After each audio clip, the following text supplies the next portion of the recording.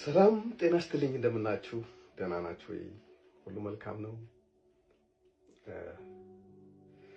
ዛሬ በሶሻል ሚዲያ ላይ በአትሌት ገለቴ ቡርቃና በባለቤቷ በነበረው ታደለ ገብረመድህን መካከል የተፈጠረውን ነገር የሚያሳዩ ብዙ አይነት ዘገባዎች አይቻለሁ።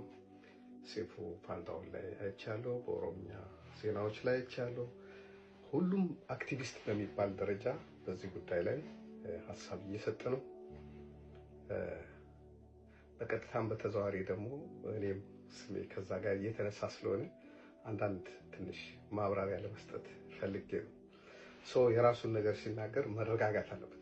ልክ ሌላ ጊዜ እንደማወራው አይደለም ማወራቸው።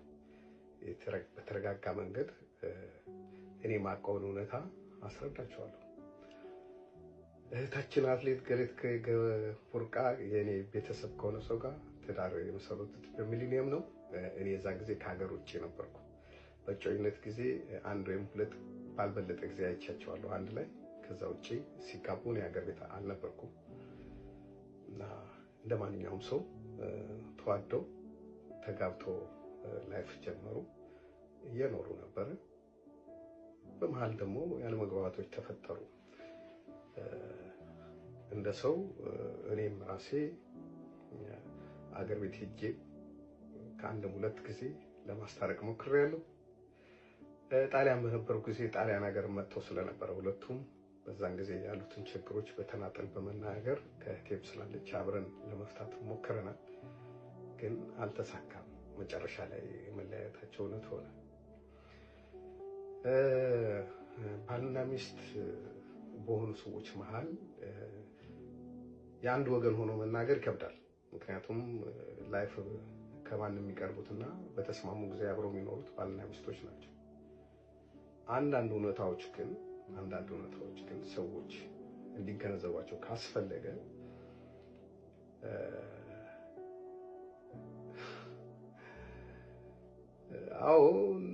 እሱ ታክሲ ነበር የሚሰራው በፊት ሲገናኙ። ያው ሰፈራችን ወደ ስታዲየም አካባቢ ስለሆነ እንግዲህ በሆነ አጋጣሚ ተገናኙ፣ ፍቅር መሰረቱ። ግን ግፊቱ የመጣው ከሱ አይመስለኝም። ግን ተዋደው እንደተጋቡ እናውቃለን። አብረው ይኖሩ ነበረ። አሁንም ታክሲ ነው የሚነዳው። አሁን እንደሰማነው 10 ቤት ሸጠዋል፣ 10 መሬት ሸጠዋል፣ 5 መኪና 4 መኪና ሸጠዋል ሲባል ሰምተናል። ግን እኛ ወንድማችን እየደጎም ነው እንደሚኖር ነው የምናውቀው። አይደለም የእሷን ገንዘብ ወስዶ ሊበለጽግ አይደለም ለዕለት ኑሮ የሚሆን ነገር። ሌላም ጣሊያን ያለች እህታችን አለች፣ እሷም እኛም እየደጎም ነው እንደሚኖር ነው የምናውቀው። ጀግና አትሌት ነች። ግን ሰው የአደባባይና የቤት ባህሪው አንድ አይደለም። እኔ በሶሻል ሚዲያ እንደምታዩኝ ላልሆን እችላለሁ።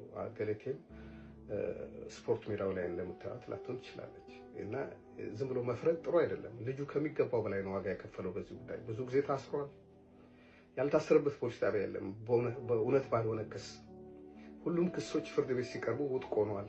የሚመሰክራቸው ምስክር ተብሎ ቃል የሰጡ ሰዎች ዋሽተናል እያሉ ፋይላቸው እየተዘጋ የቀረቡበት ክሶች ሁሉ ጠቅላላ አንድ ሰው ሊሸከማቸው የሚችሉ አይደሉም። እንደውም ወንድማችን ባለማበዱ ነው፣ እኛ በጤና በመኖሩ ነው እግዚአብሔር የምናመሰግነው።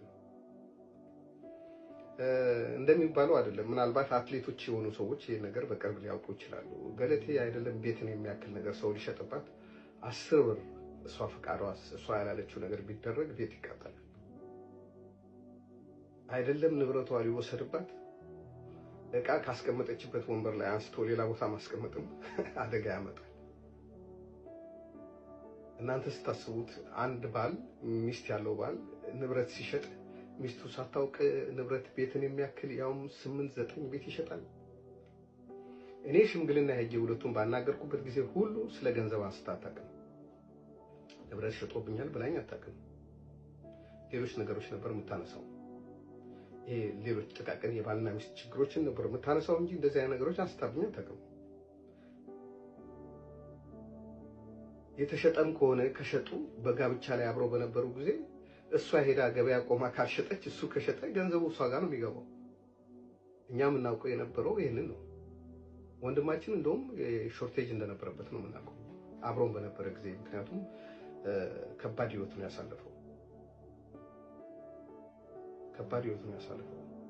ጠዋት ከሷ ጋር ሌሊት ተነስቶ ወይ 3 ሰዓት ሊሆን ይችላል ወደ ሰዓት ትሬኒንግ አብሮ ነው የሚሄደው። የግድ ሴት ልጅ ብቻዋን አይደለም፣ አብሯት ይሮጣል። ያን ጊዜ እሷ መኪና አትነዳም፣ መኪና የሚነዳው ሰው ይዟት ይሄዳል። ትሬኒንግ ቦታ ከትሬኒንግ ይመልሳታል። እረፍት ስታደርግ እዛ ይጠብቃታል። ከዛ በኋላ ደግሞ ብትሄድበት ይወስዳታል። ሙሉ ነገሩ እናቱን ለማግኘት እንኳን በቂ ጊዜ የለውም። ስለዚህ አብሮ ነው። እሱም ስፖርተኛ ነበረ። ከበፊት ጀምሮ ስፖርተኛ ነበር። አብሮ ነበር የሚሰሩት። በኋላ ግን እንግዲህ አልተስማሙም። እንደማንኛውም ባልና ሚስት ለህይወት አደጋ የሚፈጥር ሆኖ ተገኘ። እሱ የጤና ችግር ገጠመው። በዚህ ምክንያት እሷ እንዳለችው ጸበል እስከሚሄድ ድረስ ደረሰ።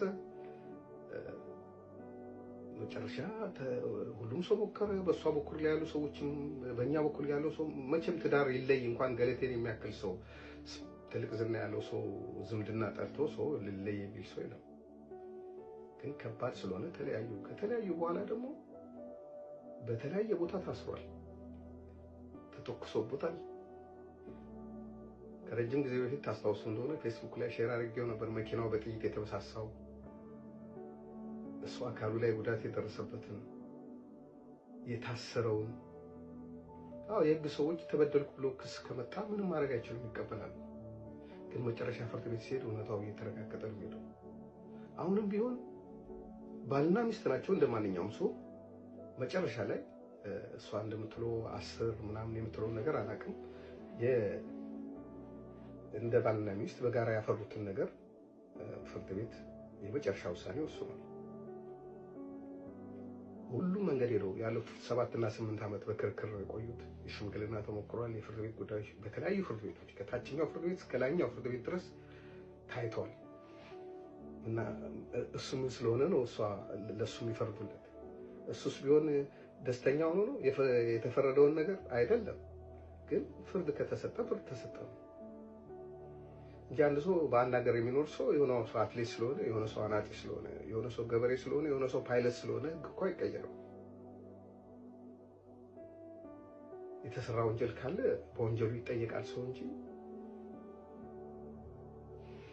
ሁሉም ነገር ተሞከረ፣ ተከሰሰ፣ ታየ፣ ምን ተባለ፣ ሰውየው ጥፋተኛ ሆኖ አልተገኘም። ግን ብዙ ዋጋ ከፍሏል። አሁን የሚኖረው ኑሮም ከኑሮ በታች የሆነ ነገር ነው። በጣም እየተሰቃየ ነው የሚኖረው። አሁን የመጨረሻ ካርድ መዘዘቻ። አሁን ሶሻል ሚዲያው እየተቀባበለው ነው፣ ሚዲያው እየተቀባበለው። ያ ሰው ዜጋ አይደለም እንዴ? የሁለቱም ሰዎች ሳይሰሙ ሰዎች ለመፍረድ ለምን ይቸኩላሉ? ኦኬ፣ የኔ ፎቶ አብሮ ሲዞር ካያችሁ ቤተሰቤ ነው። እናንተ ከቤተሰባችሁ ጋር ፎቶ እንደምትነሱት ነው እኔም የተነሳው። ዲቴል ስለማልናገር ነው እንጂ ብዙ ነገር አውቃለሁ። እናንተ ትንሽ ነው የምታውቁት። እሷም እንደ ቤተሰቤ ነው የምቆጥራት። ክብሯን ሞራሏን የሚነካ ነገር መናገር አልፈልግም። ግን እንደሚባለው አይደለም፣ እውነታው ይሄ አይደለም። ሁሉም ነገር በጫማ ውስጥ አስገብተን ራሳችንን ማየት አለብን። ሌሎች ባልና ሚስት ሲፋቱ ፍርድ ቤት አይሄዱም እንዴ ለንብረት? የነሱ ምን ልዩነት አለው? እና ዜጎች እኩል እንደሆኑ ማሰብ መልካም ይመስለኛል። ስላዳመጣችሁኝ አመሰግናለሁ። ይቅርታ ፈልጌ አይደለም፣ በጣም ፑሽ ስለተደረኩ ነው የተናገርኩት።